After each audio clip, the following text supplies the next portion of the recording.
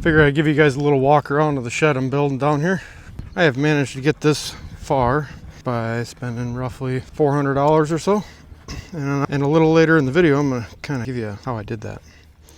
So I got some 4x6s that were old signposts. The first one is right on the ground, and to level it, I used shims and ones up on the end, as well as concrete blocks on the end to get it level up to the point of house wrap.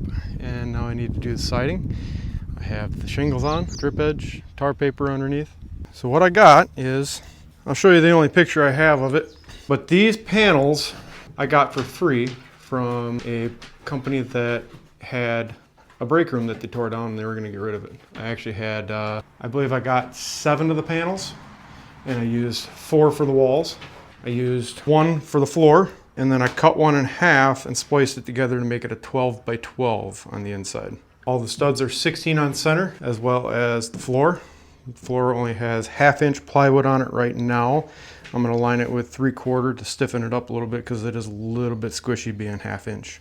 Where I spliced it together right here, I put a 4x6 straight across to support the joint so there won't be any flexing. It's fully supported. The door come with it. It was framed for the door, so all I had to do is drop it in and screw it in. For the ceiling, I stripped 2 panels apart and I stole all the 2x4s for the roof. I created joists and put gussets in there. Rafter ties or hurricane ties on the end. The leftover plywood I used for the sheeting. I had to scab a sheet out of my garage that I'm putting on my ceiling to finish it off. So the only cost I have so far is the shingles, the drip edge, the tar paper, and the house wrap, which is roughly $400. And $400 for a 12 by 12 shed is pretty good.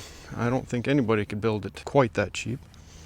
I have reused siding that I have from my father-in-law's that we are going to side it with.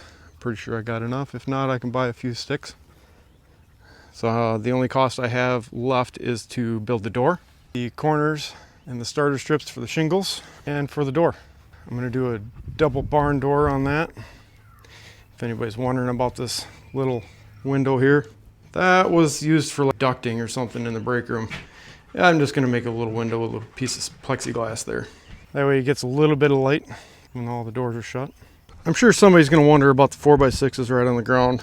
If anybody has used signposts before, these signposts have been in the ground for 10 years and they look just fine. And in the end, it's only a shed. It's just going to be storing stuff. It's not a garage. It's not like a showpiece. It's literally something to empty out my garage up there so that I can actually do some work in it. I extended for a 6-inch overhang on the ends using ladders. I have a 6-inch overhang on the ends. So be on the lookout for cheap wood, reused stuff. You can build your projects quite a bit cheaper just using reused material.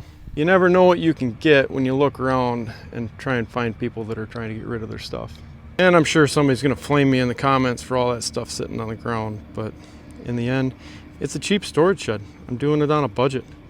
I don't have time or money to pour a concrete pad or throw a rock down and level the whole thing. You know what? It's a shed. It ain't going to go nowhere.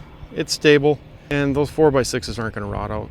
They're pressure treated signposts. We're good.